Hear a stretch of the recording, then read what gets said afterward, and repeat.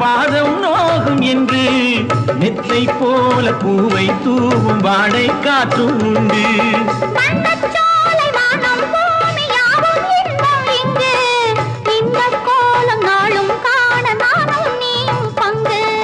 கண்ணில் ஆடும் மாங்கனி கையில் ஆடுமா, கண்ணில் ஆடும் மாங்கனி கையில் ஆடுமா.